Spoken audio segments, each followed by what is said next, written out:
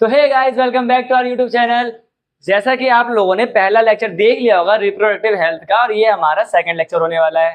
पहले लेक्चर के अंदर हमने इस चैप्टर की सारी थ्योरीज कवर करी है, ठीक है, कि फैमिली प्लानिंग कब स्टार्ट हुई थी, आपको पता ही है 1951 के अंदर। फिर फैमिली प्लानिंग प्रोग्राम को कन्वर्ट कर दिया गया था आरसीएच के अंदर, जिसकी फुल फॉर्म होते हैं reproductive and child health care. फिर हमने डिस्कस किया था कुछ 11 स्ट्रेटेजीज ऑफ आरसीएच, जिसके अंदर उन्होंने बहुत सारी चीजें, मतलब बहुत मेजर स्पेक्ट्रम के ऊपर, मतलब बोल सकते हो आप मेजर चीजों के ऊपर, प्रॉब्लम के ऊपर बात करी थी कि इन इन चीजों को हमें ठीक करना है, तब जाके हम थोड़ा सा और रिप्रोडक्टिव हेल्थ में आगे बढ़ पाएंगे। ठीक है, उसके बाद फिर हमने पढ़ा था एमनियोसेंटेसिस के बारे में, कि एमनियोसेंटेसिस एक टाइप का प्रोसेस है जिसके अंदर अपन एमनियोटिक फ्लूइड को निकालते हैं और जेनेटिक डिसऑर्डर का पता लगाते हैं। ओके, लेकिन इंडिया के अंदर एमनियोसेंटेसिस को बैन कर दिया गया due to increase case of female foeticides. ठीक है, और उसके बाद हमने देखा कि सीडीआरआई यानी central drug research institute of India in Lucknow,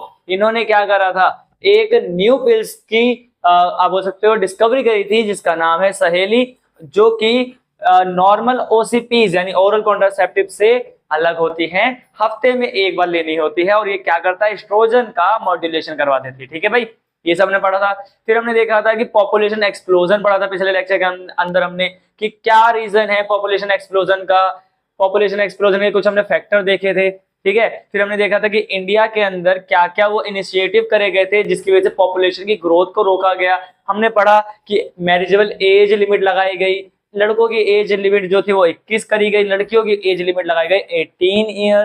ठीक है, उसके बाद फिर हमने देखा कि कुछ स्लोगन बहुत ज्यादा पॉपुलर हुए, जैसे कि हम दो हमारे दो, छोटा परिवार सुखी परिवार, बच्चे दो ही अच्छे, जो कि आज भी ये सब चीजें चलती रहती हैं।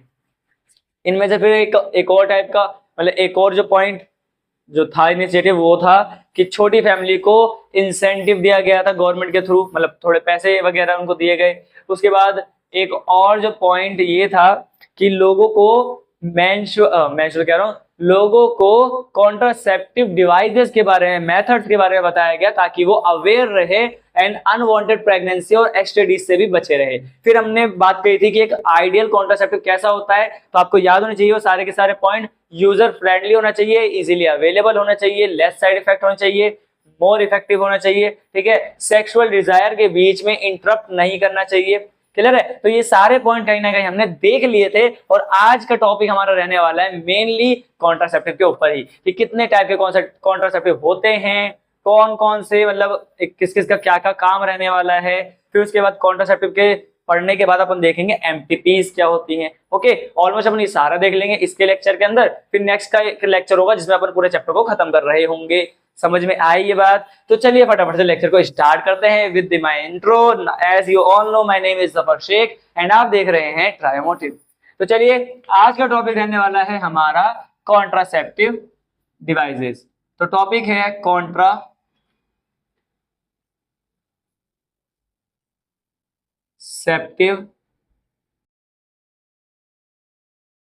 डिवाइसेस। अगर आप इसे गौर से देखते हो, कॉन्ट्रासेप्टिव डिवाइसेस की बात करो, तो मैंने बताया था एनीथिंग, एनी डिवाइस और method which can prevent unwanted pregnancy is known as contraceptive device। ठीक है, अब क्या है, अपने को ना दो टाइप से पढ़नी है, दो वेरिएशन, मतलब अगर आप देखते हो तो इसके अंदर दो चीजें मिलनी पड़नी है। एक तो होता है टेम्परेरी कॉन्ट्रासेप्टिव मेथड, तो हम देखें दो कॉलम बनाएंगे, एक टेम्पररी और एक पढ़ेंगे अपन परमानेंट। ठीक है, टेम्पररी की अगर मैं बात करूं, लिख लेते हैं टेम्पररी।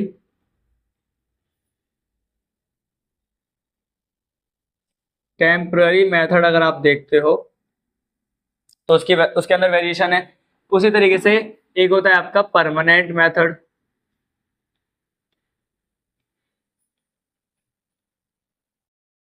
ठीक है, देखो टेम्पररी की अगर मैं बात करूं तो टेम्पररी के अंदर भी आपको बहुत सारी वैरायटीज देखने को मिलेगी। सबका डिस्कशन कर लेते हैं एक एक करके। सबसे पहले टेम्पररी के अंदर आपको मिलेगा देखने को नेचुरल मेथड। ओके गाइस, सबसे पहले अपन बात करेंगे नेचुरल की। Natural method, okay, second number पे अपन बात करेंगे बैरियर मेथड की। ठीक है, सेकंड होने वाला है हमारा barrier method. Barrier method. Third number पे अपन बात करेंगे आईयूडीज के बारे में। तीसरे नंबर पे आ जाएगा आपका आईयूसीडी बोल लो या आईयूडीज बोल लो। 10th क्लास में आईयूसीडी होता था, लेकिन अब 12th में आईयूडीज बोलते हैं। फिर अपन फोर्थ स्टेप पे बात करेंगे ओसीपीज के बारे में। ठीक है, ओसीपीज यानी ओरल कॉन्ट्रासेप्टिव पिल्स, जिसे फीमेल क्या करती है, ओरली एडमिनिस्ट्रेट करती है। फिर पांचवें नंबर पे हमें पढ़ना है इम्प्लांट्स।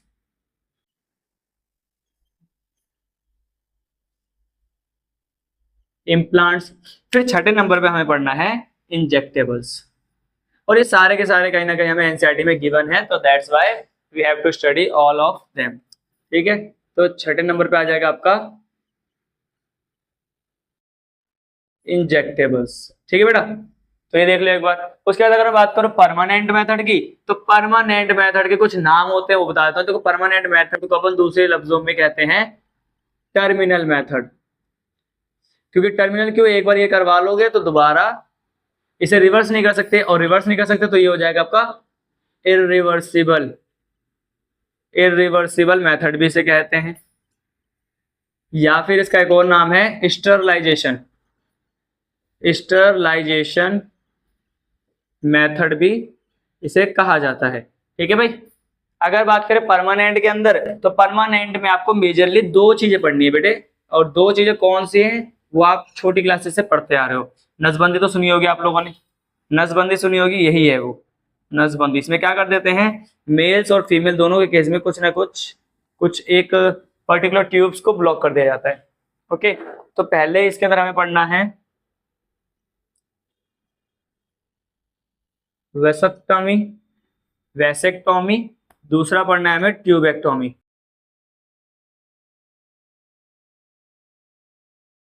और ये आपका इरिवर्सिबल होता है, दोबारा आप अगर एक बार करवा लेते हो तो दोबारा से आप रिवर्सिबल नहीं हो सकती ये चीजें। ठीक है, नेचुरल की अगर मैं बात करूं, तो नेचुरल में भी बेटा अगर आप देखते हो तो नेचुरल में भी तीन टाइप होते हैं। एक एक करके देखेंगे, फिलहाल मैं लिखवा देता हूँ तीनों कौन कौन से होते हैं।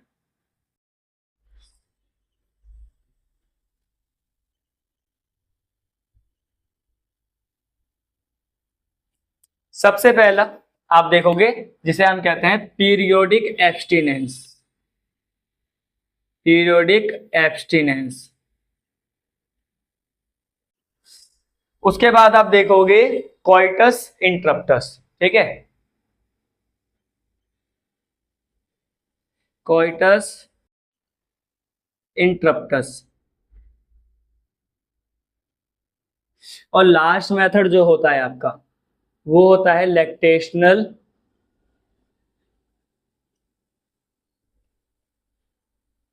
अमेनोरिया। ठीक है, ये तीन मेथड हमें नेचुरल के अंदर पढ़ने हैं। ठीक है, फिर अगर बात करें बैरियर मेथड की, तो बैरियर मेथड के अंदर भी आपको बहुत सारे टाइप मिलते हैं। ठीक है भाई, बैरियर मेथड में भी आपको टाइप मिलते हैं देखने को, तो इसके अंदर भी टाइप देख लेते हैं। एक तो आपको मिल जाता है क्या, कॉन्डम्स। इसके अंदर एक टाइप होता है कॉन्डम्स। दूसरा टाइप जो हमें इसके अंदर पढ़ना है वो पढ़ना है डायफ्राम वॉल्स, सर्वाइकल कैप।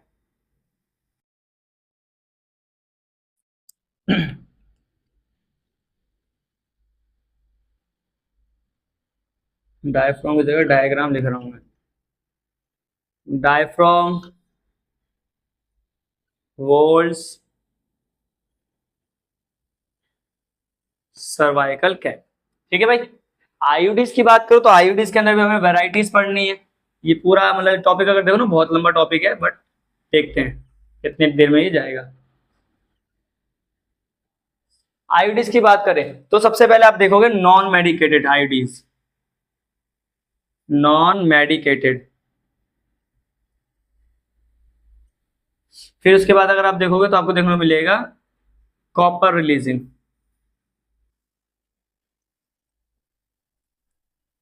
तीसरे नंबर पे आपको मिलेगा हार्मोन रिलीजिंग।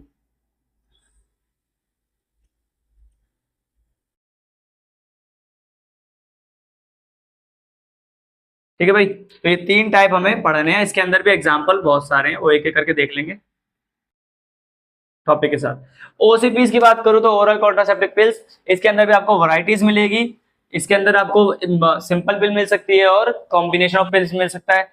इम्प्लांटेशन एक है, इंजेक्टेबल एक है। इसके अंदर बाकी आपको 2 टाइप पढ़ने थे, लेकिन यहाँ पे जगह नहीं तो इसलिए लिख नहीं रहे। एक बार फटाफट से इसको नोट डाउन करो, उसके बाद अपन एक एक करके सबको स्टार्ट करेंगे विद नेचुरल मेथड। ओके, तो बच्चों आप लोगों ने इसे उतार लिया होगा, है ना? तो फटाफट से इसे इरेज करते हैं एंड स्टार्ट करते हैं with natural method. Natural method याद रखना वो मेथड होता है जिसके अंदर मीटिंग हम रोकते हैं स्पर्म एंड ओवा की बाय द नेचुरल प्रोसेस। ठीक है, अब वो नेचुरल प्रोसेस कौन सा होता है वो देख लेते हैं एक एक करके। वैसे तो मैं आपको एग्जांपल बता ही चुका हूं, बट फिर भी एक बार देख लेते हैं।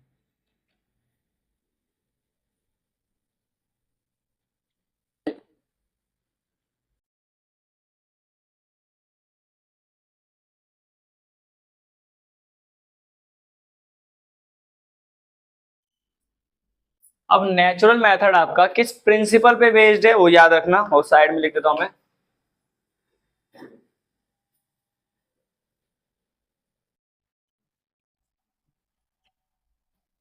तो ये क्या करता है, इसका प्रिंसिपल याद रखना। ये अवॉइड करता है, अवॉइड मीटिंग ऑफ ओवा एंड स्पर्म बाय नेचुरली। ठीक है, अब जैसे कि मैंने आपको बताया नेचुरल मेथड के अंदर 3 टाइप होते हैं। तीनों टाइप के एक बार नाम देख लेते हैं। टाइप्स कौन कौन से थे? तो टाइप याद रखना, पहला टाइप था पीरियोडिक एब्स्टिनेंस, जिसका दूसरा नाम होता है, इसका दूसरा नाम याद रखना है, इसे कहते हैं कैलेंडर मेथड। कैलेंडर मेथड, या इसका तीसरा नाम होता है वो याद रखना रिदमिक मेथड।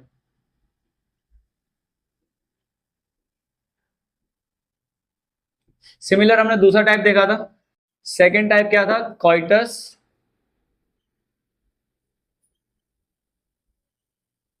इंटरप्टस, या इसी को कहते हैं अपन विड्रॉल मेथड। विड्रॉ मेथड बोल सकते हो, विड्रॉल मेथड बोल सकते हो, एक ही बात है। ठीक है भाई।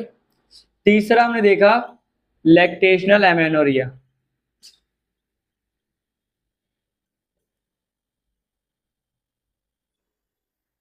लैक्टेशनल एमेनोरिया, ठीक है। तो सबसे पहले स्टार्ट करेंगे फर्स्ट पार्ट से, पीरियोडिक एब्स्टिनेंस। अब बेटा याद रखना पीरियोडिक एब्स्टिनेंस क्या होता है, याद रखना है पीरियोडिक एब्स्टिनेंस का मतलब सिंपल सा है कि जो कपल्स हैं, कपल्स अवॉइड करेंगे या अब्स्टेन करेंगे कॉइटस को। यानी सिंपल सी भाषा में कहें तो ये है ना, इस टाइम पर कुछ एक टाइम पीरियड होगा, कुछ एक फर्टाइल टाइम होगा, उस टाइम पर कपल जो है कॉइटस नहीं करेंगे, रोमांस नहीं करेंगे, या कहें तो सेक्स नहीं करेंगे। ठीक है, कपल अवॉइड या अब्स्टेन कॉइटस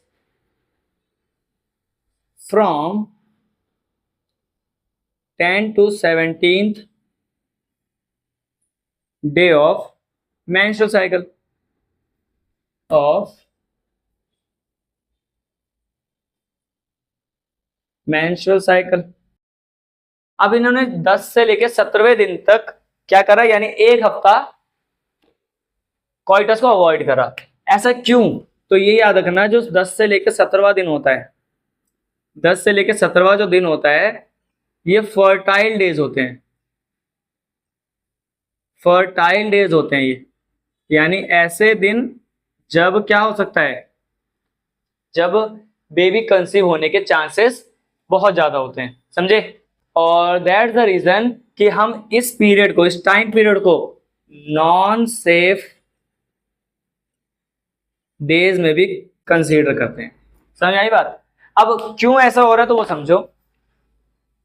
याद रखना, जो फीमेल का एग है, फीमेल एग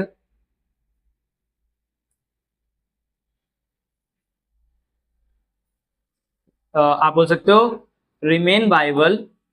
अब वाइबिलिटी तो मैं पता ही है भाई, ओटीपी की बात कर रहा हूं मैं। वाइबल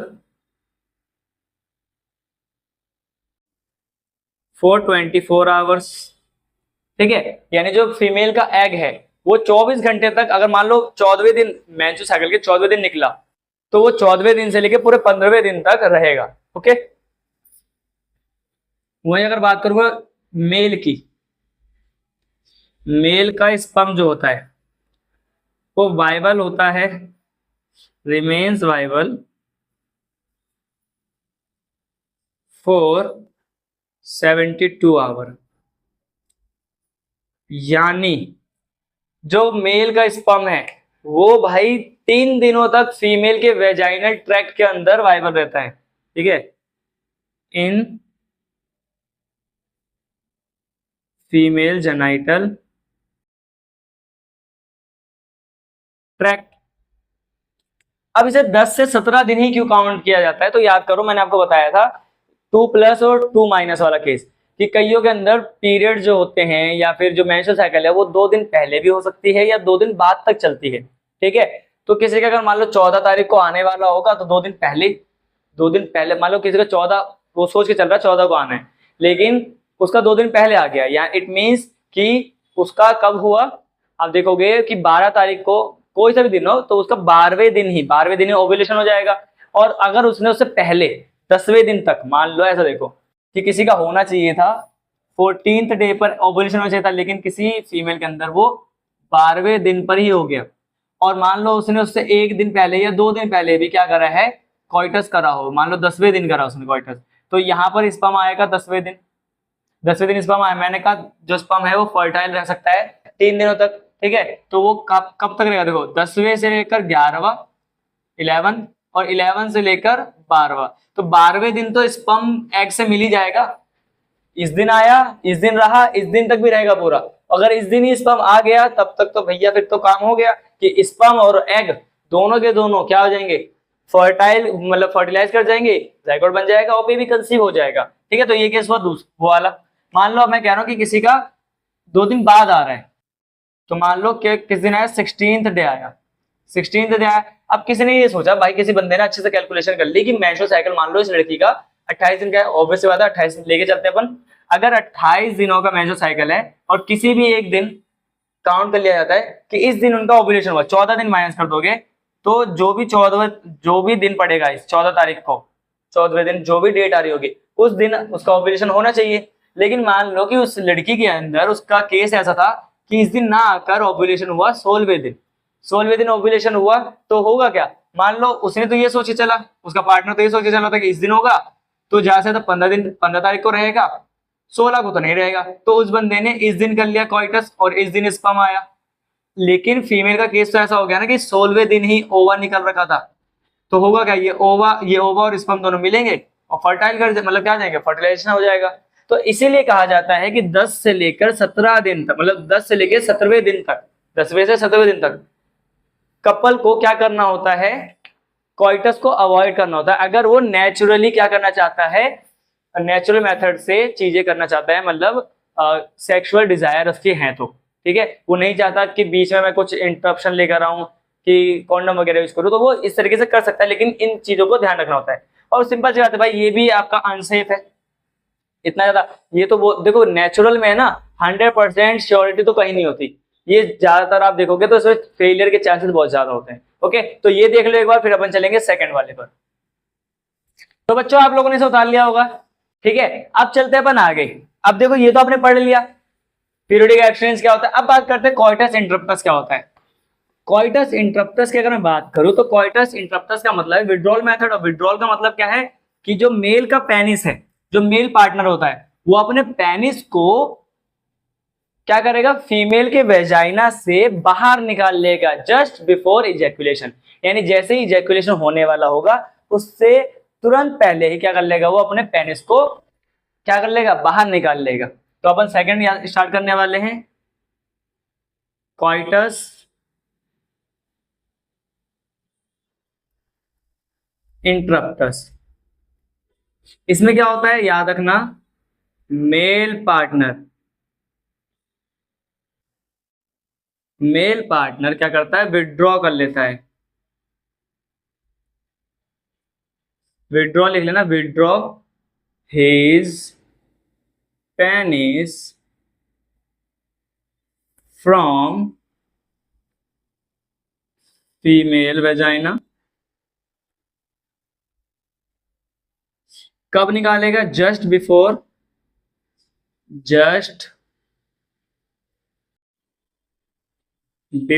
इजैकुलेशन, ताकि वो क्या कर सके, ताकि वो अवॉइड कर सके इजैकुलेशन, टू अवॉइड इंसेमाइनेशन। और हमें भाई इजैकुलेशन भी पता है क्या होता है, इंसेमाइनेशन भी पता है क्या होता है, क्योंकि आप लोगों ने मेरी ह्यूमन रिप्रोडक्शन वाली वीडियो देख ली होगी, तो वहां पे पहले लेक्चर में मैंने बता रखा है। अगर ना पता हो तो वहां जाके देख लेना, ठीक है, समझ में आ जाएगा कि इजैकुलेशन क्या होता है, इंसेमाइनेशन क्या होता है। ओके भाई, तो ये हुआ कॉइटस इंटरप्टस। बात कर लेते हैं वही सेकंड अपना, थर्ड जो है लैक्टेशनल एमेनोरिया की। तो लैक्टेशनल एमेनोरिया की अगर मैं बात करूं, तो नाम में जहां लैक्टेशन आ रहा है, इट मीन्स कहीं ना कहीं हम बात करने वाले हैं लैक्टेशन पीरियड की। तो जैसा कि आपको याद हो, मैंने बताया था कि जिस टाइम पर मान लो फीमेल जो है, फीमेल जब अपने बच्चे को फीड करा रही होती है, यानी कि मान लो कोई प्रेग्नेंट वुमेन थी, उसने जस्ट अभी अभी अपने बच्चे को क्या किया है, बर्थ दिया है, ठीक है, डिलीवरी हुई है उसकी। तो उस टाइम से लेकर 6 मंथ तक, स्टार्टिंग के 6 मंथ तक क्या होता है, आप बोल सकते हो कि जो फीमेल है मिल्क प्रोड्यूस करती है, जिसकी वजह से उस टाइम पर उनकी मेंस्ट्रुअल साइकिल स्टॉप रहती है, उस टाइम पर उनको पीरियड्स नहीं आते हैं, ठीक है। उसका रीजन ये होता है कि उस टाइम पे पीआरएल निकल रहा होता है, प्रोलैक्टिन निकल रहा होता है, और वो क्या करता है, एलएच और एफएसएच के स्टिमुलेशन को या रिलीज को इनहिबिट करवा देता है, जिसकी वजह से अगर एलएच और एफएसएच नहीं होगा तो क्या हो जाएगा, आपकी मेंस्ट्रुअल साइकिल जो फीमेल की है वो पूरी तरीके से स्टॉप हो जाएगी कुछ टाइम पीरियड के लिए, यानी बोल सकते हो आप इसे माना जाता है 6 मंथ माना जाता है। ओके, तो इसे फटाफट से लिख लेते हैं। तो चलिए देखते हैं, जैसे कि मैंने बताया ड्यूरिंग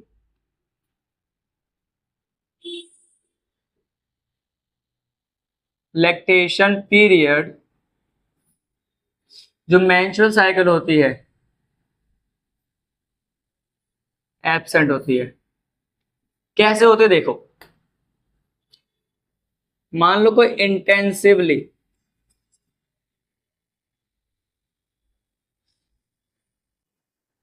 लैक्टेटिंग मदर है,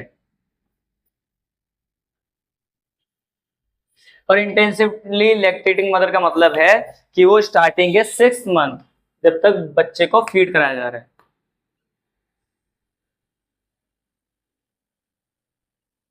starting 6 month of lactation period, ठीक है। इस टाइम पे क्या होता है, इस टाइम पे अगर आप गौर से देखोगे तो जो पीआरएल है, पीआरएल का लेवल जो होता है वो बहुत ज्यादा हाई होता है, जिसकी वजह से जो एफएसएच होता है एंड जो एलएच होता है, इनका लेवल डिक्रीज हो जाता है। और एक बार इनका लेवल डिक्रीज हुआ तो ये क्या करवा देते हैं, मेंस्ट्रुअल साइकिल को स्टॉप करवा देते हैं, ठीक है। पहले ही मैं बता चुका हूं कि नेचुरल मेथड सेफ नहीं होता पूरी तरीके से, इसके अंदर चांसेस होते हैं कि बेबी कंसीव हो जाए, क्योंकि नेचुरली चीजों को करना भी बहुत ज्यादा इम्प्रैक्टिकल हो जाता है। ओके, तो इसे एक बार आप नोट कर लीजिए, फिर अपन आगे चलेंगे कहां पर, बैरियर मेथड की तरफ। जिससे तो प्यार बढ़ा कि मैं एक बादल आवारा, कैसे किसी का सहारा बनूं, कि मैं खुद भी घर बेचा हूं। तो बच्चों आप लोगों ने उतार ही लिया होगा, मैंने आपसे पूछा भी नहीं, ठीक है, क्योंकि आप लोगों को एक बढ़िया सा गाना जो सुना दिया मैंने फ्री में। हाँ, आप कमेंट में आके तारीफ मत कर देना मेरी। I know that I am not good at all at singing. चलिए, अब बात करने वाले हैं अपन बैरियर मेथड की। तो स्टार्ट करते हैं विद द टॉपिक। हेडिंग डालेंगे और हेडिंग है हमारा इस बार barrier method. Barrier methods. Same thing सबसे पहले देखेंगे कि प्रिंसिपल किस प्रिंसिपल पे ये काम करता है, और ये सारे प्रिंसिपल जो मैं लिख रहा हूं ना, ये एनसीईआरटी की लाइन है, ये एनसीईआरटी ने मेंशन कर रखा है। इस प्रिंसिपल में याद रखना, इस प्रिंसिपल में होता क्या है, जो स्पर्म है, स्पर्म्स एंड ओवम, वो अवॉइड करते हैं एक दूसरे से मिलने को। ऐसे वो थोड़े करते हैं, करते तो ह्यूमंस है। तो स्पर्म्स एंड ओवम को अपन क्या करते हैं, ओवम प्रिवेंटेड फ्रॉम मीटिंग। अब इस बार देखो, इसमें भी अपन क्या कर रहे हैं, स्पर्म और ओवम को मिलने से रोक रहे हैं बाय बाय आप देखोगे बैरियर, ठीक है, या फिर ऐसे लिखो पहले, meeting physically, physically with the help of barriers. Okay, अब अगर मैं बैरियर की बात करूं तो इसमें याद रखना कि ये बैरियर जो है वो दोनों के लिए होता है। जो बैरियर्स होते हैं, बैरियर्स अवेलेबल होते हैं, available for both male and females. ठीक है, काफी बच्चों को तो यही नहीं पता होगा कि जो कॉन्डम्स होते हैं वो फीमेल के कॉन्डम्स भी आते हैं। जनरली हम सब ने क्या देखा है कि एड ब्रेक में मेल के कॉन्डमों को दिखाया जाता है कि हाँ भाई ये कॉन्डम्स है, मेल यूज करता है, लेकिन फीमेल के कॉन्डम्स भी आते हैं। उनका शेप थोड़ा सा डिफरेंट होता है। अगर आप अपने एनसीईआरटी उठा के देखोगे तो एक तरफ मेल का कॉन्डम है तो दूसरी तरफ फीमेल के कॉन्डम को दिखाया गया है। फीमेल का कॉन्डम आपको दोनों तरफ से ट्यूब होता है, देखने को मिलता है, ऊपर से और नीचे दोनों तरफ से। लेकिन मेल के कॉन्डम में एक तरफ से ओपन ट्यूब होती है और दूसरी तरफ से वो लॉक्ड होता है, ताकि उसमें पेनिस जो है जा सके। ठीक है, मतलब पेनिस जो है मतलब कवर किया जा सके, समझ रहे हो। तो दोनों के लिए अवेलेबल होता है आपका बैरियर मेथड। सबसे पहले बात करेंगे, पहला जो है वो है कॉन्डम्स। तो जो कॉन्डम होता है, याद रखना, कुछ पॉइंट लिखवा रहा हूं, ये बना होता है मेड अप ऑफ रबर या लेटेक्स की शीट, लेटेक्स शीट। ठीक है, इससे मिलके बना होता है। दूसरी बात, ये आपका है ना रीयूजेबल नहीं होता, इसको एक बार यूज करो थ्रो कर दो, ठीक है। तो ये डिस्पोजेबल होता है, ठीक है, डिस्पोजेबल होता है, इसको दोबारा रीयूज नहीं करना चाहिए। अब देखो, दूसरी बात मैंने कहा मेल एंड फीमेल दोनों के कॉन्डम्स क्या हैं, अवेलेबल है।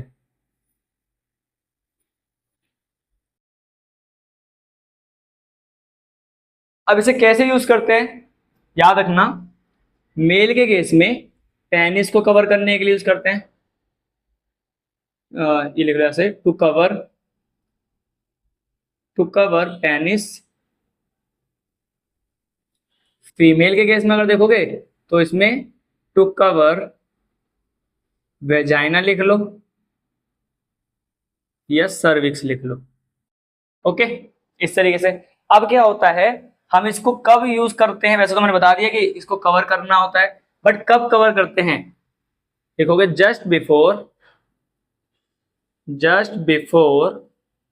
कॉइटस। क्या करना होता है, कॉइटस करने से पहले हमें या तो मेल पेनिस को कवर करो या फीमेल के वेजाइना या सर्विक्स को कवर करना होता है। We have to cover any thing, anything की जगह लिख लो, या तो we have to cover penis या वेजाइना। ठीक है, जिससे होगा क्या, जिससे ये होगा कि मान लो अगर पेनिस को कवर किया गया है या फिर वेजाइना को कवर किया है, तो सिंपल सी बात है, सीमन जो है, सीमन डायरेक्टली उस वाले पार्ट में पहुंच ही नहीं पाएगा फीमेल के, जहां पर ओवा उसका वेट कर रहा होगा। ओके, तो इसको कैसे लिखेंगे, तो इसको आप लिख सकते हो so that semen don't reach the female reproductive track tract. ठीक है, ऑब्वियस बात है भाई, एक बार उस रबड़ के थैली के अंदर ये इकट्ठा हो जाएगा सीमन, तो रिप्रोडक्टिव ट्रैक के अंदर तो पहुंचेगा ही नहीं, उसके ट्रेड्स ही नहीं मिलेंगे उसके अंदर। समझ रहे हो ना। तो याद रखना भाई, क्या होता है कॉन्डम, किस तरीके से यूज करना होता है। जस्ट बिफोर कॉइटस क्या करते हैं, कॉइटस या सेक्स करने से पहले उनको यूज करना होता है, और जिसकी वजह से वो चीजें कहीं ना कहीं उसी रबड़ की थैली के अंदर स्टोर हो जाती है, उसे निकाल के फिर फेंक देना होता है। दूसरी की बात करें अगर, तो सेकेंड जो है बैरियर मेथड में, वो है अपना डायफ्राम वॉल्स, या फिर आप देखोगे सर्वाइकल कैप। तो याद रखना, डायफ्राम वॉल्स ये सारे एक जैसे दिखते हैं, ये सारे कुछ ऐसे होते हैं। देखो साइज का गैप होता है, ऐसा कुछ होता है, इस टाइप का हो गया, इस टाइप का हो गया, या फिर और छोटा बना लो, इस टाइप का हो गया। ये तीनों ऐसे ही दिखते हैं, एक जैसे, बस छोटे बड़े का फर्क है। ओके, याद रखना, it is only for female, only, या फिर लिखो available, available for only females. ऐसा नहीं है कि उसको बना दिया मेल और फीमेल के लिए तो ये भी मेल के लिए होगा, नहीं, ये सिर्फ और सिर्फ फीमेल के लिए होता है, उनके अंदर सर्वाइकल कैनाल को कवर करने के लिए। ठीक है, टू कवर सर्वाइकल कैनाल। तीसरा पॉइंट अगर लिखोगे तो ये रीयूजेबल होता है, मतलब क्या कर सकते हैं अपन, इसे दोबारा इस्तेमाल कर सकते हैं। एक बार यूज करा, उसके बाद इसको अच्छे से वॉश करके साफ करके दोबारा से क्या कर सकते हैं, इस्तेमाल में लिया जा सकता है। ठीक है भाई, एक बात और याद रखना कि जो डायफ्राम वॉल्व या सर्वाइकल कैप है, इनका है ना, इनको आप और ज्यादा इफेक्टिव बना सकते हो। We can increase effectiveness of these with the help of, कुछ जेलीज आती है, कुछ स्पर्मिसाइडल क्रीम्स आती हैं,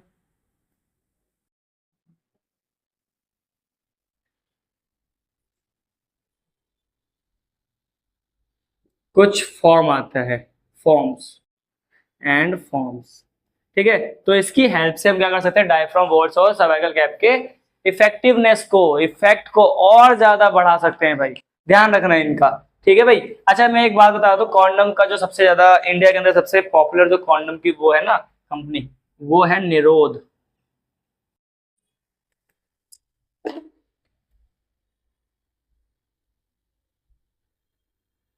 पॉपुलर कॉन्डम इन इंडिया, वैसे तो बहुत है लेकिन याद रखना सबसे पहला कौन है,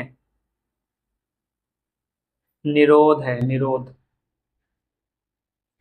ठीक है, और एक बात और याद रखना, जो ये चीजें होती हैं ये सेल्फ इंसर्टेड होती है, यानी बंदा जो है खुद ही इनको लगा सकता है, यूज कर सकता है। So that why these both give privacy to the user. ठीक है, यानी ये है ना, इसको लगवाने के लिए किसी डॉक्टर के पास जाने की जरूरत नहीं है। ठीक है, जिसकी वजह से मान लो अगर डॉक्टर के पास जाना पड़ता तो डॉक्टर उसको इंसर्ट कर रहा होता, जिसकी वजह से प्राइवेसी खराब होती। लेकिन यहाँ पर ये दोनों क्या करते हैं, ये यूजर को प्राइवेसी प्रोवाइड करते हैं। ओके, तो ये था हमारा बैरियर मेथड, एक बार इसको नोट डाउन करो, फिर आगे चलेंगे अपन आईयूडीज पर। तो बच्चों आपने ये उतार लिया होगा, ठीक है। यहाँ पे बैरियर मेथड खत्म होता है, अब स्टार्ट होता है आईयूडीज। आईयूडीज से बहुत ज्यादा सवाल पूछे जाते हैं। सो आपके लिए एक इंपॉर्टेंट बात ये भी बन जाती है कि आईयूडीज को सही से पढ़ना और ये देखना है कि कहाँ पर कौन सा पार्ट ज्यादा इंपॉर्टेंट है। तो जैसे कि आईयूडीज मैंने एक आता है हार्मोन रिलीजिंग और एक आया था आपका कॉपर रिलीजिंग, ये दोनों के दोनों ही बहुत इंपॉर्टेंट टॉपिक है, ठीक है। तो एक बार फटाफट से वो देख लेते हैं।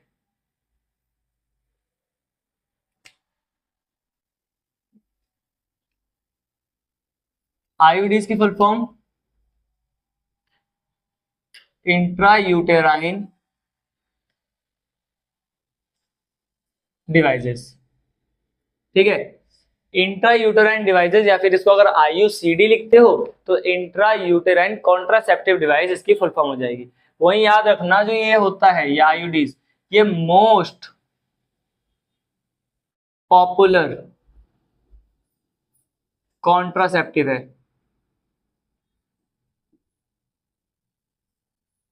अमंग फीमेल, यानी याद रखना कि बहुत ज्यादा पॉपुलर है फीमेल्स के अंदर, ठीक है, क्योंकि ज्यादातर यही प्रेफर करती हैं वो। उसके बाद अगर देखा जाए, अच्छा कौन इनको ज्यादा प्रेफर करता है, तो याद रखना वो फीमेल जो प्रेगनेंसी में डिले चाहती है। मान लो अगर उनका एक बेबी हुआ, अब वो चाहती है कि अगला बेबी 3-4 साल बाद हो, तो वो इसको प्रेफर करती है आईयूसीडी को, ठीक है, आईयूसीडी को या फिर आईयूडीज को। या फिर मान लो कोई फीमेल है जो यही चाहती है स्टार्टिंग से कि अभी बेबी करना ही नहीं है, कुछ सालों बाद करना शादी के, तो वो भी इनको प्रेफर करती है आईयूसीडीज को, ठीक है भाई। ये एनसीईआरटी बताती है, लिखोगे it is ideal contraceptive, ideal contraceptive for female who wants, तो यहाँ पे दो चीजें आ जाती हैं, अभी मैंने बताया,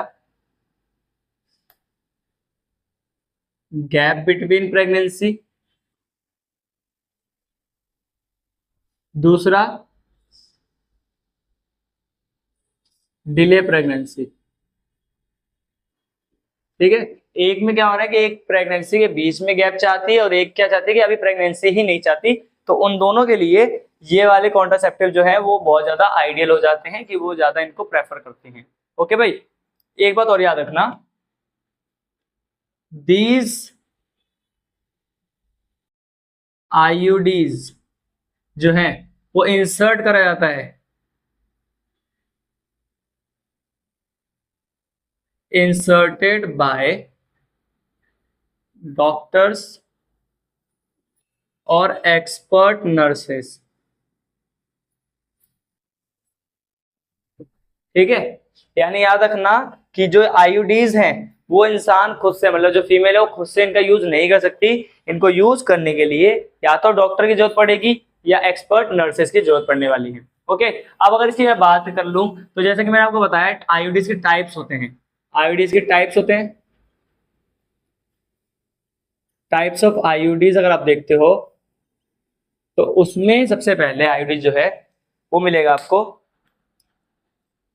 नॉन स्टेरॉइडल, जिसे अपन कहते हैं नॉन मेडिकेटेड।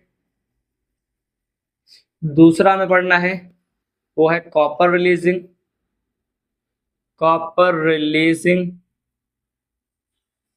तीसरा अगर आप देखते हो तो आ जाएगा आपका हार्मोन रिलीजिंग।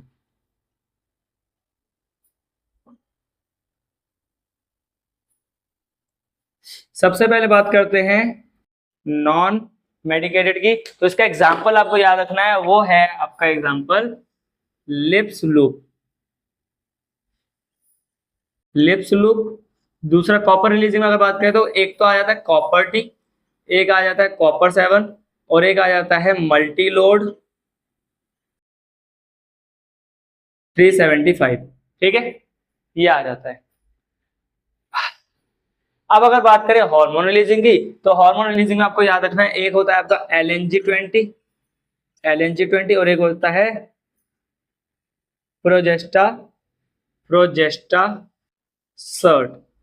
तो ये कुछ आपके एग्जाम्पल हैं जिनको अपने को पढ़ना है एक एक करके। ओके, अब अगर अपन बेटा अब देखो ये तो टाइप देख लिया अपन ने। अब बात कर लेते हैं इनके मोड ऑफ एक्शन की। ठीक है, mode of action, mode of action कि किस तरीके से ये काम करते हैं।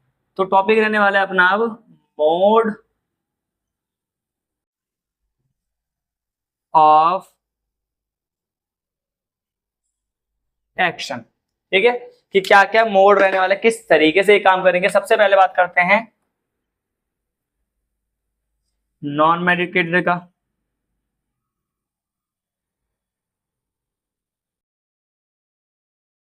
तो नॉन मेडिकेटेड क्या करता है भाई, याद रखना, ये है ना इंक्रीज कर देता है, यहां से लिखेंगे increase phagocytosis of sperm inside female reproductive track.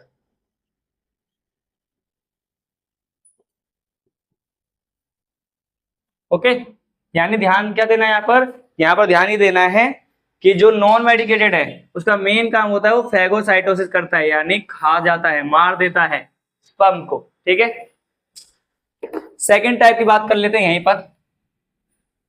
तो जो सेकेंड टाइप है वो है कॉपर रिलीजिंग। तो अगर कॉपर रिलीजिंग की बात कर रहे हैं बेटा हम, तो याद रखना ये क्या कर देता है, ये कॉपर रिलीजिंग में क्या करेगा, ये इसके पॉइंट लिख लेते हैं, ये रिड्यूस कर देगा, reduces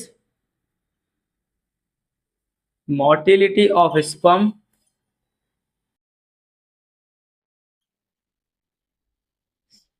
by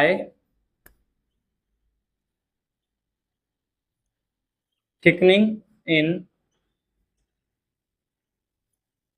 सर्वाइकल म्यूकस। यानी सिंपल सी बात है, सर्वाइकल म्यूकस को थिक करवा देगा, जिसकी वजह से जो स्पर्म है, स्पर्म की मोटिलिटी है वो स्लो हो जाएगी, मतलब स्लो स्लो स्लो स्लो पहुंचेगा वहां तक ओवा के पास। अब पहला तो इसने क्या करा, उसको थका दिया। कॉपर रिलीजिंग का काम क्या है, पहले स्पर्म की मोटिलिटी को कम कर देना।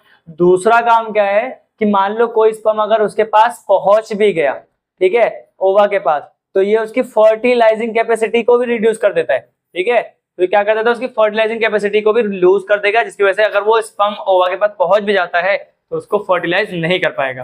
ओके, तो इसे भी लिख लेते हैं, कैसे लिखेंगे कि क्या करता है, also it reduce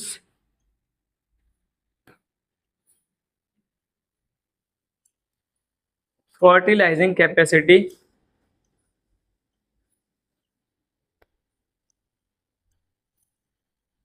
of sperm. ठीक है, तो ये हो गए दो। अब बात करें थे तीसरे के बारे में, मार्कर चेंज करते हैं, इंक खत्म। अब बात करते हैं थर्ड के बारे में। तीसरा है आपका हार्मोन रिलीजिंग। अगर आप देखते हो हार्मोन रिलीजिंग के बारे में, तो याद रखना हार्मोन रिलीजिंग भी क्या करेगा, वो स्पर्म के लिए जो यूट्रस है उसको हॉस्टाइल बना देगा, मतलब वहां पे वो रह नहीं सकता, ऐसी कंडीशन वहां पर क्रिएट कर देगा। ओके, सो याद रखना जो हार्मोन रिलीजिंग है उसमें क्या होता है, जो ये मान लो ये है ना एग्जाम्पल LNG-20 या फिर आपका प्रोजेस्टासर्ट, ये क्या करता है, ये जो यूट्रस है, यूट्रस को अनसुटेबल बना देता है स्पर्म के लिए, मतलब स्पर्म के लिए नहीं, इम्प्लांटेशन के लिए वो अनसुटेबल बना देता है, अनसस्टेनेबल बना देता है। ठीक है, कि वहां पर इम्प्लांटेशन हो ही नहीं सकती किसी बात में, पहली बात। दूसरी बात, वो जो सर्विक्स है, सर्विक्स को भी कैसा बना देगा, हॉस्टाइल बना देगा स्पर्म के लिए, ताकि वो वहां पे सर्वाइव ही ना कर पाए। समझे बच्चों, तो इस पॉइंट को अपन अभी लिखेंगे। चलिए देख लेते हैं क्या बताया मैंने, ये क्या करता है, makes uterus unsuitable for implantation, यानी इम्प्लांटेशन नहीं हो सकती, and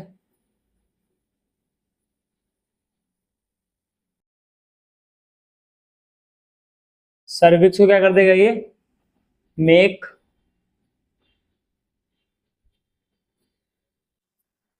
cervix hostile for sperm, यानी स्पर्म वहां पर किसी भी हाल में सरवाइव ही नहीं कर पाएगा बच्चों। ठीक है, तो ये था हमारा आईयूडीज के बारे में। देख लो हमने क्या पढ़ा, पहले आईयूडीज के बारे में पढ़ा कि आईयूडीज की फुल फॉर्म क्या होती है, आईयूडीज कहाँ पर कितना ज्यादा पॉपुलर है, कौन सी फीमेल इनको यूज करती है, इनके टाइप कौन कौन से होते हैं। ठीक है, फिर उसके एग्जाम्पल देख लिए जिनमें से आपको ये सारे एग्जाम्पल याद रखने हैं भाई। ठीक है, LNG-20 पूछा गया है कि कौन, कोई सा मतलब ऐसे बोल लेते हैं हार्मोन रिलीजिंग में से किसी एक का एग्जाम्पल दे दो। ठीक है, या कॉपर रिलीजिंग आईयूडीज का नाम बताओ, तो ये तीनों याद रख लेना भाई। CU2 कह रहा हूँ, कॉपर टी हो गया, कॉपर 7 हो गया, मल्टीलोड 375 हो गया। ठीक है, फिर आपका LNG-20 हो गया, या फिर प्रोजेस्टासट हो गया। इसके बारे में इतना ज्यादा पूछा नहीं जाता लिप लूप के बारे में, लेकिन ये बाकी के नीचे वाले 5 जो है ना ये इंपॉर्टेंट है। फिर हमने मोड ऑफ एक्शन देख लिया। ठीक है, एक एक करके पढ़ भी लिया कि कैसे कैसे वो काम करते हैं, तो फटाफट से एक बार इसे आप नोट कर लो। तो बच्चों आपने इसे उतार लिया होगा। अब बात करते हैं OCPs के बारे में, खत्म करते हैं इस चीज को। और OCP रहता है, इम्प्लांट्स रहता है और इंजेक्टेबल रहता है, जो कि बहुत छोटे छोटे टॉपिक है। सबसे बड़ा मतलब अब रह जाता है बस एक ही टॉपिक, वो की है OCPs, बाकी कोई भी टॉपिक बड़ा नहीं है।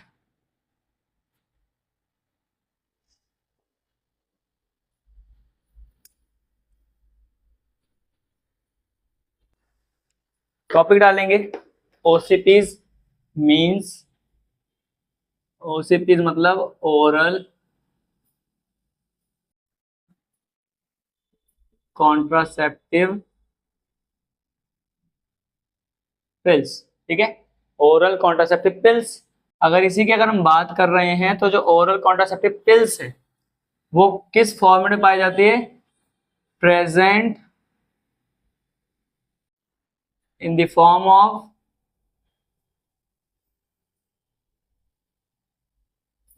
tablets, so that's why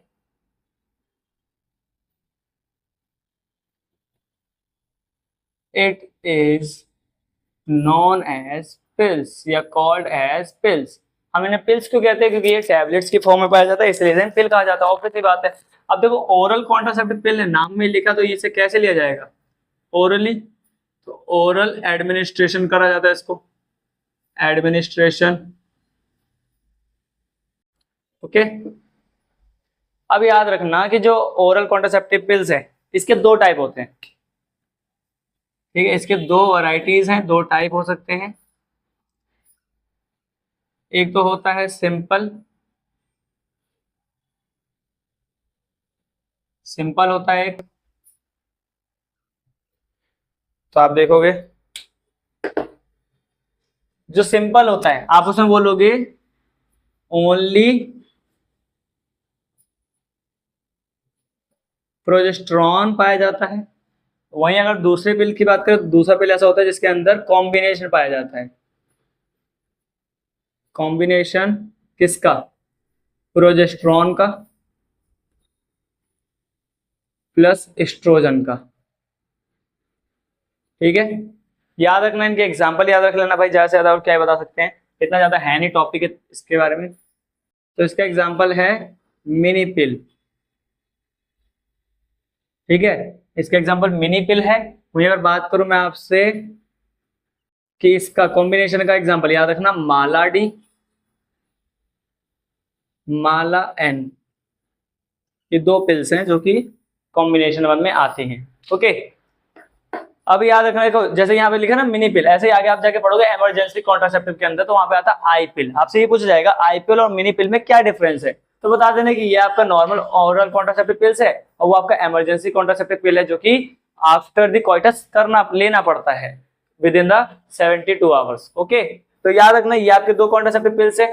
okay, अब इसके अंदर इनका मोड ऑफ एक्शन अगर आप देखोगे तो क्या करते हैं भाई, इनको है ना स्टार्टिंग के डेज है, मान लो किसी फीमेल के अंदर कोई फीमेल चाहती है कि वो प्रेग्नेंट ना हो, प्रेगनेंसी को अवॉइड करना चाहती है, तो वो अपने मेंस्ट्रुअल ब्लीडिंग के स्टार्टिंग के डेज में पिल्स को लेना स्टार्ट करती हैं और कंटिन्यूअस वो 21 डेज तक इन पिल्स को लेती है। क्योंकि ये जो पिल्स है ये 21 पिल्स होती हैं, मतलब पूरा एक पत्ता ही आता है, पूरे मंथ के हिसाब से देखोगे तो पूरा का पूरा एक पत्ता आता है, जिसके अंदर 21 तो गोलियां होती है इन्हीं की OCPs की, बाकी 7 गोलियां जिसके अंदर होती है वो होती है आयरन की गोलियां।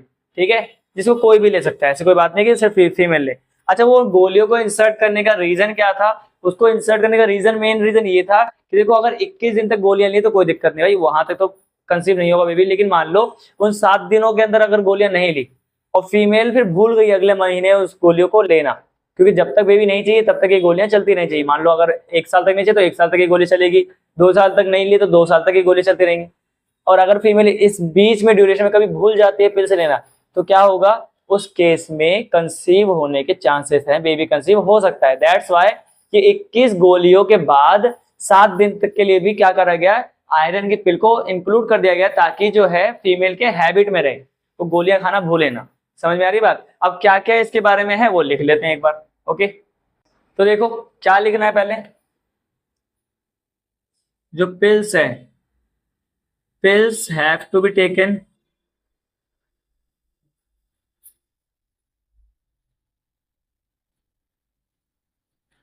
for 21 days। कब से कब तक? Starting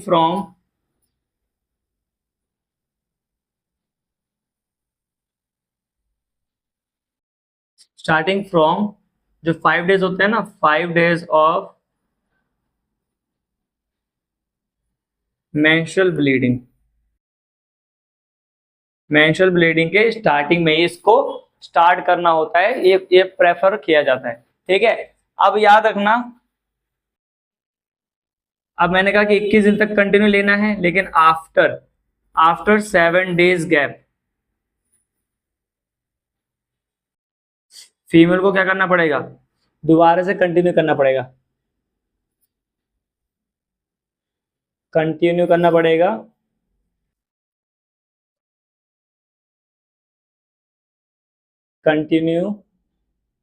pills. कब तक? टिल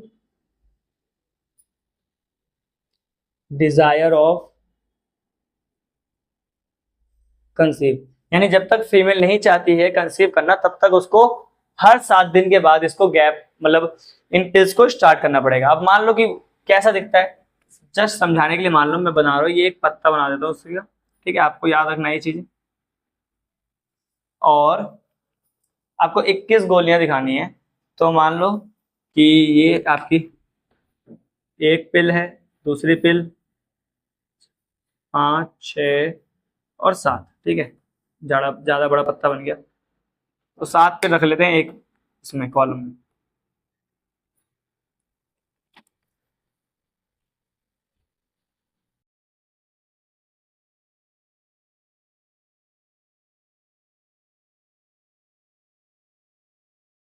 ये 21 हो गई पिल्स। ठीक है, 21 पिल्स हो गई किसकी, कॉन्ट्रासेप्शन वाली, ओसीपीज। अब मान लो आयरन की गोलियां होंगी 7, तो वो अपन रेड से दिखा देते हैं, 1 2 3 4 5 6 7, ये आयरन की पिल हो गई। ठीक है, अब आपको भी ये आइडिया लग गया होगा कि किस तरीके से ये प्रेजेंट होती है। यानी स्टार्टिंग के ये वाली देखोगे तो ये वाली पिल्स जो है ये है ओसीपीज। बाकी अगर बात करो इसकी तो ये क्या है, आयरन पिल है। समझ में आया? तो ये था अपना ओरल कॉन्ट्रासेप्टिव पिल्स। देख लो, अगर कुछ ना समझ में आया हो तो आपके सामने ही सब कुछ लिखा हुआ है। अच्छा, इसके बाद मान लो इनका मोड ऑफ एक्शन आपसे पूछा जाए कि किस तरीके से काम करती हैं, मतलब इन गोलियों में ऐसा क्या पाया जाता है, तो मैं बता चुका हूँ गोलियों के अंदर तो प्रोजेस्टेरोन हो सकता है या प्रोजेस्टेरोन प्लस एस्ट्रोजन दोनों हो सकता है। तो बात कर लेते हैं इसके मोड ऑफ एक्शन की साइड में।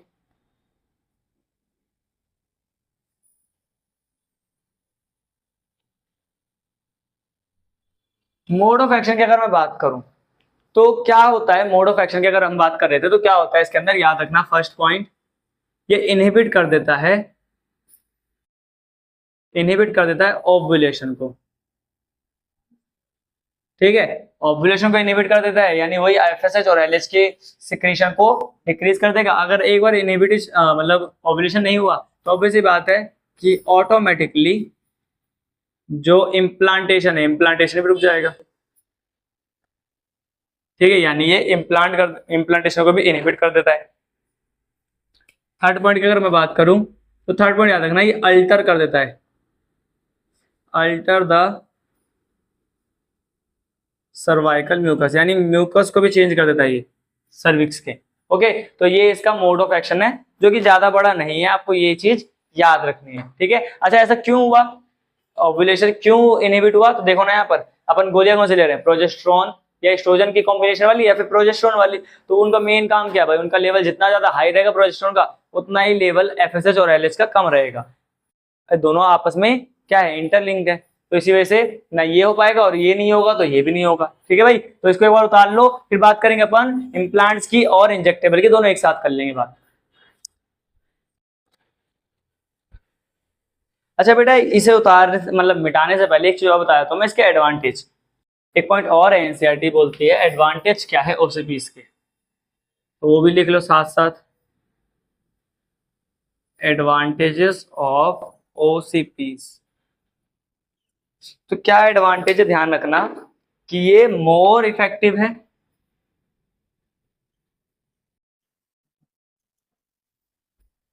More effective and less side effective, यानी इसके साइड इफेक्ट बहुत कम है लेकिन इफेक्ट बहुत ज्यादा है। दूसरी बात, ये वेल एक्सेप्टेड है, ज्यादातर औरतें यही यूज करती हैं, वेल एक्सेप्टेड बाय फीमेल। ठीक है क्या भाई, तो अब तो आपने वैसे ऑलरेडी ये सब उतार लिया होगा, 1 सेकंड लगा होगा आपको ये उतारने में। इरेज करते हैं, आगे चलते हैं इम्प्लांट्स की तरफ और इंजेक्टेबल की तरफ। इम्प्लांट्स की बात करो तो इम्प्लांट्स भी बहुत छोटी छोटी तिल्लियां जैसे होती है, माचिस की तिल्लियां होती है ना, वैसे छोटी छोटी 6 तिल्लियां होती है, कैप्सूल्स बोलते हैं जिनको अपन। ठीक है, वो कैप्सूल भरी होती है इन्हीं से, या तो प्रोजेस्टेरोन से भरी होगी सिर्फ, या प्रोजेस्टेरोन प्लस एस्ट्रोजन के कॉम्बिनेशन से भरी होगी। ओके, तो सबसे पहला टॉपिक हमारा यहाँ पे आ जाता है इम्प्लांट्स।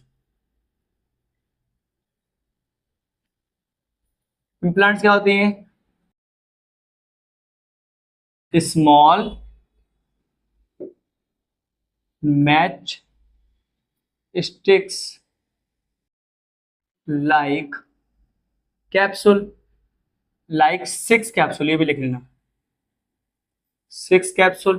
ठीक है, अब हर एक कैप्सूल के अंदर, मैंने बताया ना, हर एक कैप्सूल आप बोल सकते हो या तो वो पूरी तरीके से प्रोजेस्टेरोन लेके बैठा होगा सिर्फ और सिर्फ, या तो only progesterone,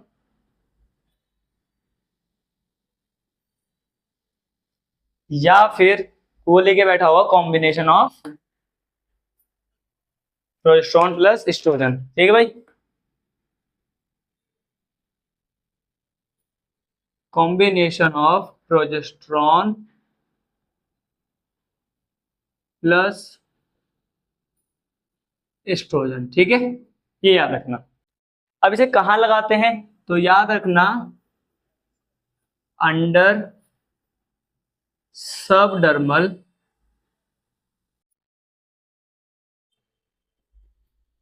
part of female. ठीक है, यानी फीमेल के सबडर्मल पार्ट में, स्किन के नीचे। ठीक है, स्किन के नीचे ऑपरेशन के थ्रू क्या कर दिया जाता है, 6 माचिस की तिल्लियों जितनी छोटी कैप्सूल होती है जिनके अंदर ये कॉम्बिनेशन पड़ा रहता है। अच्छा, ये कब तक रहता है भाई, आपका 3 से 5 साल तक ये क्या रहता है, इफेक्टिव। तो ये आप लिख सकते हो इफेक्टिव फॉर 3 to 5 ईयर्स। ये चीज आपको याद रखनी है। ओके, मोड ऑफ एक्शन की बात कर ले तो सेम एज ओसीपीज, तो याद रखना mode of action, mode of action MOA, तो वो क्या है, वो लिख लेना सेम एज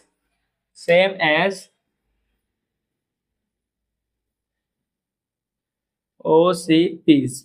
ठीक है, वही अगर बात कर ले, अगर एक और रह गया हमारा टेम्पररी के अंदर, तो वो है इंजेक्टेबल्स।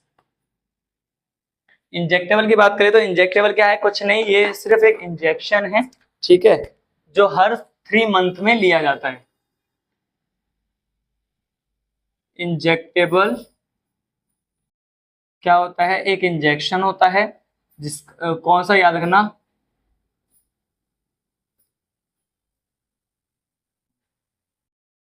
Depo Provera. ये जो इंजेक्शन है, ये एक टाइप का इंजेक्शन होता है जिसको लेना होता है आफ्टर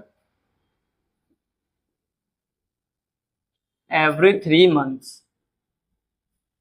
ओके भाई, ये याद रखना कि इंजेक्टेबल क्या है, नॉर्मल सी बात है, हर 3 महीने पे एक इंजेक्शन है जिसका मैंने नाम लिखवा दिया, जो लेना पड़ता है ताकि बेबी कंसीव ना कर पाए, मतलब जो फीमेल है वो कंसीव ना कर पाए बेबी को। ठीक है, अच्छा इसकी बात एक और कर लेते हैं, जो ये है इम्प्लांट। ये इम्प्लांट क्या करता है, स्लोली स्लोली स्लोली रिलीज करता है, रिलीज, अभी कुछ भी रिलीज कर सकता है भाई, अगर ये प्रोजेस्टेरॉन हो तो प्रोजेस्टेरॉन को करेगा, और अगर ये प्रोजेस्टेरॉन और इसका कॉम्बिनेशन तो कॉम्बिनेशन को रिलीज करेगा। Slowly release hormone to act. ठीक है भाई, अब काम करने के लिए धीरे धीरे पूरे, क्योंकि मैंने बताया 3 से 5 साल तक ये एक्टिव रहता है, तो धीरे धीरे वहां से निकाल रहा होता है, मतलब इन कैप्सूल के अंदर से इन चीजों को बाहर निकाल रहा होता है, जिसकी वजह से बेबी कंसीव नहीं होता। ठीक है भाई, तो this is all about temporary method of contraception. अब फटाफट से हम बात करेंगे परमानेंट मेथड के बारे में। ठीक है, तो एक बार इसको देख लो। चलिए बेटे, अब बात कर लेते हैं। अच्छा, इसे इरेज करने से पहले मैं आपको, याद हो तो मैंने थोड़ी देर पहले बताया था इमरजेंसी कॉन्ट्रासेप्टिव के बारे में बताया था। ठीक है, तो वो भी देख लो एक बार। एक और टाइप है जो कि है आपका इमरजेंसी कॉन्ट्रासेप्टिव्स, यही लिख लेते हैं साइड में।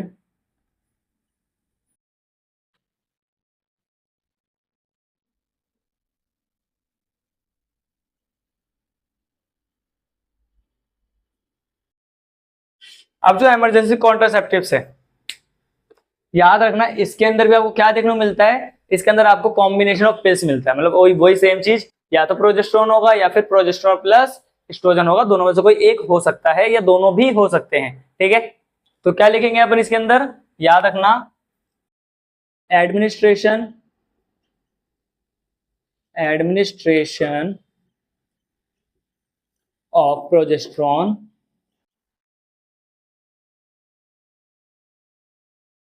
या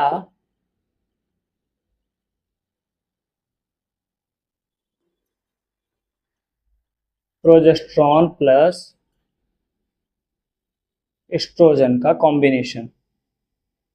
ओके गाइस, इसको यूज करते हैं। अच्छा, याद रखना कब दिया जाता है ये, use with in 72 hours of unprotected sex. ठीक है, और ये बहुत ज्यादा वेरी इफेक्टिव होता है, वेरी इफेक्टिव होता है, बट कभी भी इसे नॉर्मल ओसीपीस की तरह नहीं यूज किया जाता। तो इसके एग्जांपल लिख लेना। ठीक है, इसका एग्जांपल जो होता है, दो फेमस पिल्स हैं, एक है आपकी आई पिल, दूसरी है unwanted 72।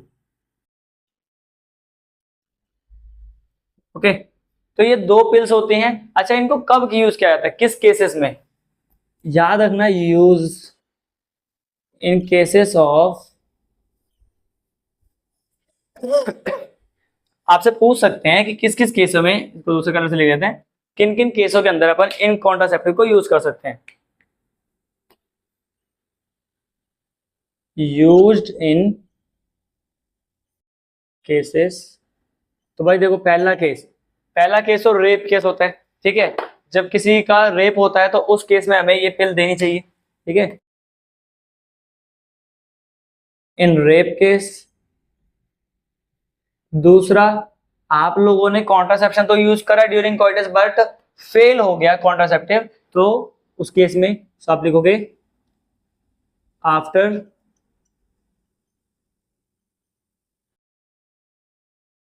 Failure of contraception.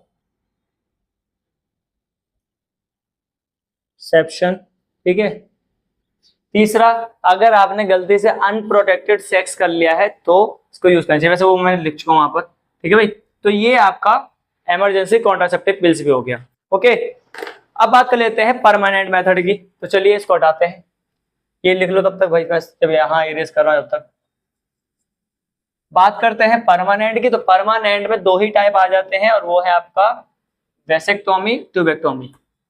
Vasectomy और ट्यूबेक्टोमी की बात करेंगे, उतार लिया होगा आपने इसे भी। ठीक है, तो चलिए आगे चलते हैं। अब हमारी बात होने वाली है किससे, परमानेंट मेथड से।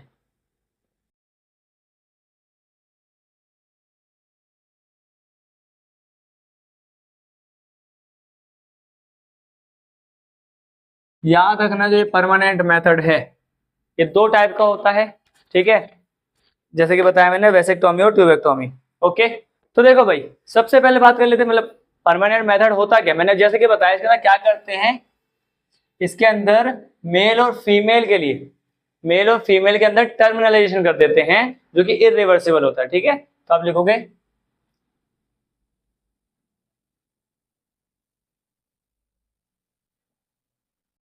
टर्मिनलाइजेशन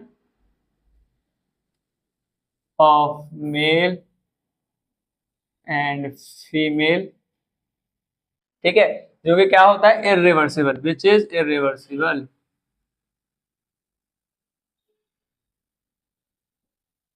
इरिवर्सिबल होता है, ठीक है। अब इसमें क्या करते हैं अपन, सर्जरी के थ्रू, सर्जरी के थ्रू क्या कर देते हैं, इंटरवेंशन करते हैं। मतलब आप क्या करते हो, सर्जरी के थ्रू कट लगा देते हो, आप ट्यूब के अंदर कुछ कट लगा देते हो, ठीक है भाई, जिसकी वजह से प्रिवेंट हो जाता है transport of gamete. Gamete transport नहीं हो पाएगा, गैमिट ट्रांसपोर्ट नहीं हो पाएगा, जिसकी वजह से जो बेबी कंसीव होने वाला था वो कंसीव नहीं हो पाएगा। ओके, उसमें क्या लिखोगे आप, हम क्या कर देते हैं,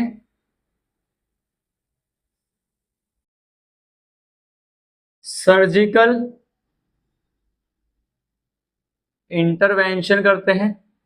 सर्जिकल इंटरवेंशन करने की वजह से होता क्या है, ब्लॉक कर दिया जाता है, ब्लॉक ऑफ गैमीट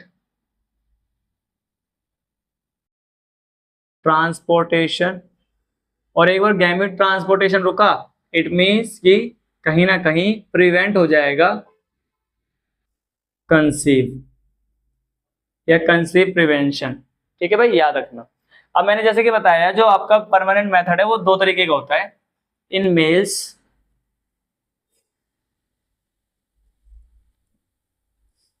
वैसेक्टोमी होता है और इन फीमेल ट्यूबेक्टोमी होता है, ठीक है। अगर मेल के केस की बात कर रहे हैं तो मेल के केस में जो सर्जरी या जो आप देखोगे इंसिजन वो कहाँ दिया जाएगा, टेस्टिस के ऊपर, ठीक है। मेल के केस में इंसिजन कहाँ लगाया जाता है, on testis, incision on testis. लेकिन ट्यूबेक्टोमी यानी फीमेल के केस में कहाँ लगा सकते हैं, इंसिजन कैन बी डन, करके can be done through abdomen या वेजाइना, दोनों तरफ से क्या कर सकते हैं हम, इंसिजन लगा सकते हैं फीमेल के केस में। ओके भाई, और अगर बात करी जाए तो याद रखना मेल के केस में, मेल के केस में small part of vas deferens remove कर दिया जाता है एंड रिमेन पार्ट को टाइट कर दिया जाता है, रिमेन टाइड अप, ठीक है भाई। वही अगर बात करें फीमेल के केस में तो small part of fallopian tube या ओविडक्ट रिमूव कर दिया जाएगा,